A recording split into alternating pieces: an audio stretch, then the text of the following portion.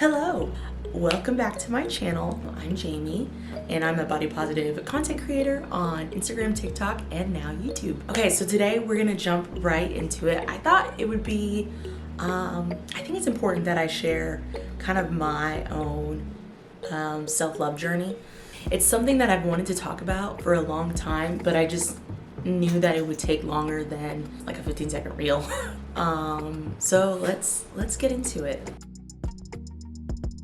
You know, growing up, I've always been kind of a bigger kid. I was always kind of aware of it, but noticed it when I was around maybe like 7 or 8. Joined my first soccer team, and I could tell I was bigger than the girls my age, but especially when we were ordering jerseys and we were trying on the jerseys to see what size we would need. And basically most of the girls on the team needed like a youth small, maybe a youth medium, and I needed an adult small. And there's maybe like 1 or 2 other girls who needed that, and I just remember feeling like I was out of the group. You know, as a 7-year-old, it kind of sticks with you. You're like, oh, I'm different. That's one of those like core memories. Also, you know, growing up, it wasn't uncommon for, you know, family members or friends of the family to kind of like comment on my body. I have an uncle who literally called me fat every time I saw him. You know, also growing up, you know, in the 90s, there was not a moment where you didn't have a Jenny Craig commercial on TV, or go to a friend's house and see, you know, Slim Fast in their fridge. It was just always there. So I was a teenager in the early 2000s. So low-rise jeans, Paris Hilton, alcohol-based skincare. That is all they cared about, was getting rid of acne, and it was by burning your face off, basically. Every magazine was about, you know, trying to lose 30 pounds fast, getting your bikini body, and shaming celebrities who... The shaming of celebrities during that time, who I look back now and realize were not even big, yeah, that will mess you up. Growing up in that time, as, you know, as a chubby teenager, was not cool, you know. There was also a lot of times when I would go shopping with, you know, like friends at the mall, and I couldn't shop at the same places they could shop at. Very early on, I was in women's sizes while they were still wearing, you know, like cute junior things.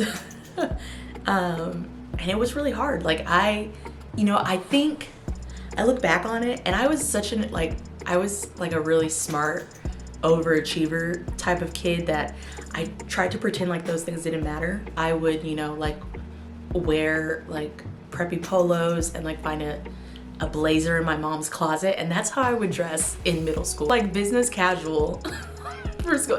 If I have pictures, I will put them up.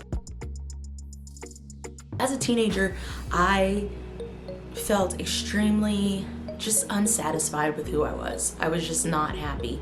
I knew I was smart, and that's probably, I knew I was a good sister, but that was probably about it. Like I was smart, and I was a good sister and a good daughter, and that, I think, kept me going. But it was also why I was so like, you know, like so dedicated to try to lose weight and be smaller and look better. Which seems, it's just sad, which is just really sad. So I would say every summer from when I was about 13 to going into college, I would try some weird fad diet.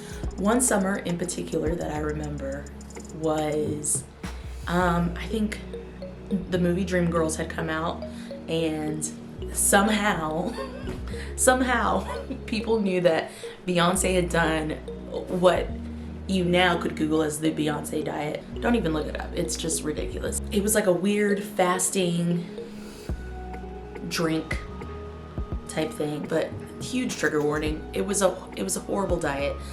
You basically were not eating and just consuming this weird concoction of a drink that had like cayenne and molasses or syrup and lemons.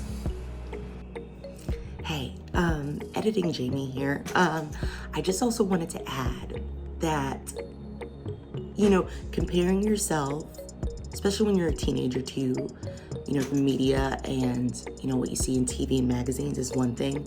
And it definitely messes you up, but also comparing yourself to, your friends and your peer group can also be super hard as well. And for me, it was seeing, friends go out on dates and get asked to dances. It makes you think something's wrong with you. And that carries over into adulthood. I thought I'd mention that too. Okay, I'm done. Okay, so jump into adulthood. I'm still very insecure about my body and what I look like, and blame it for many of the reasons why I'm not being asked out, or no one is talking to me, or I don't have that many friends. I was blaming it all on my body, which is ridiculous, to be honest. is really stupid. Because I was enough. I was always enough, but I didn't know that, and it took me a long time to get there. A few years back was when,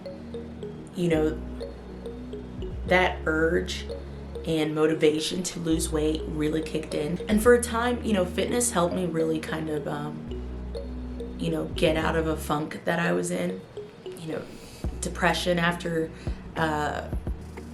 graduation from college, it helped. Fitness did help, but then it got to a point where it became obsessive, it became addictive, and I would not stop until I reached my goal weight.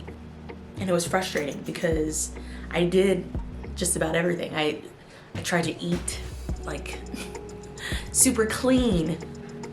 I tried to eat really clean and tried to, I did Whole30, and I tried Noom.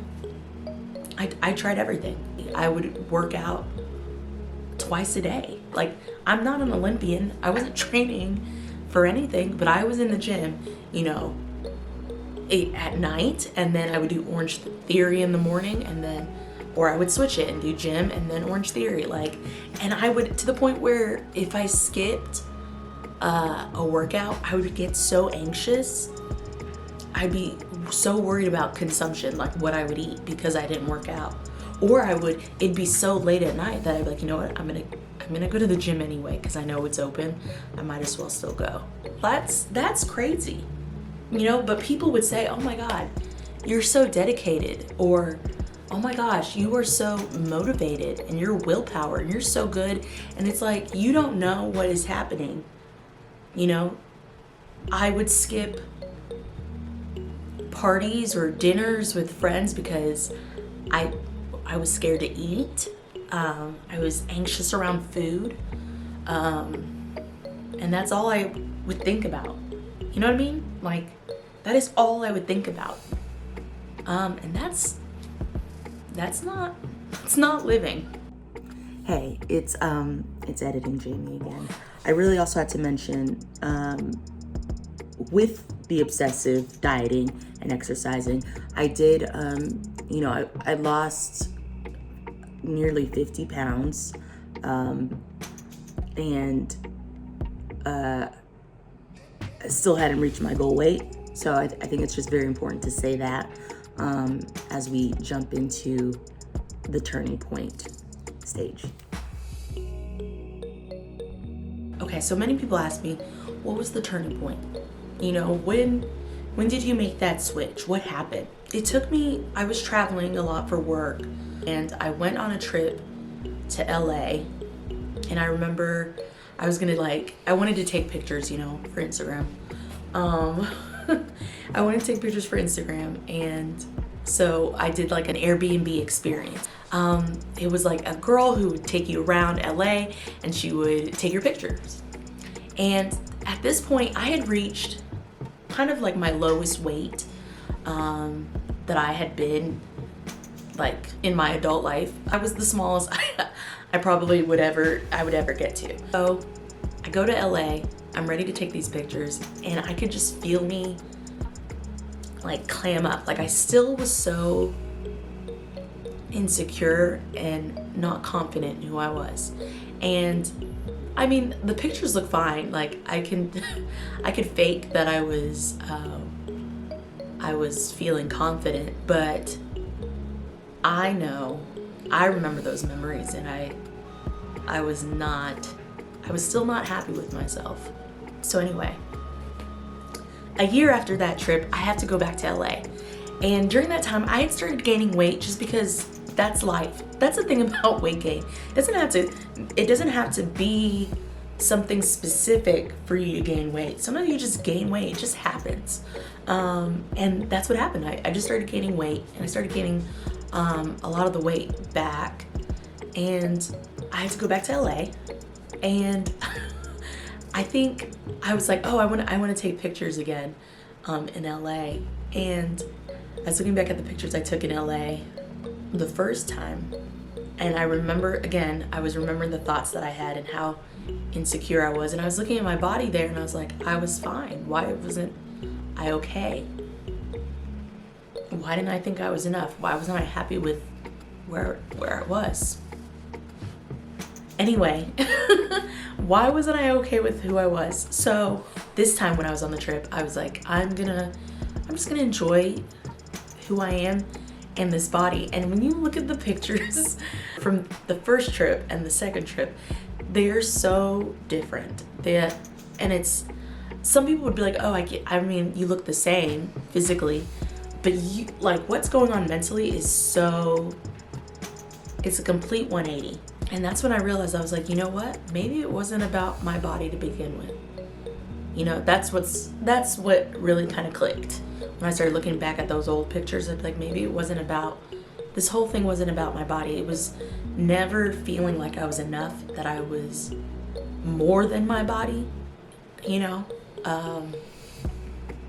And just wanting to feel like free. So many things that I told myself that I couldn't do until I lost weight. It's like I shouldn't travel until I really lose weight. You know, I shouldn't date until I really lose weight. And those are all just crazy things. There's nothing you can't do because of what you look like or who you are. You know, today now I'm a body positive content creator. Like I talk about self-love and confidence, and I get to share that, and it's just crazy to think how far I've come. Remember that we've been taught to hate ourselves. I mean, there is a multi-billion-dollar industry that wants us to hate ourselves and is in favor of that. So it's so important to remember that you may have to go through a lot of unlearning, but that you can do it. So if you'd like, please share maybe a little bit of your story in the comments. I will read each one. Also, if you like this video, like it. If you didn't, you can put a thumbs down, and subscribe. I don't know where it is. But thank you for watching. I appreciate it. This one was a hard one, so thank you.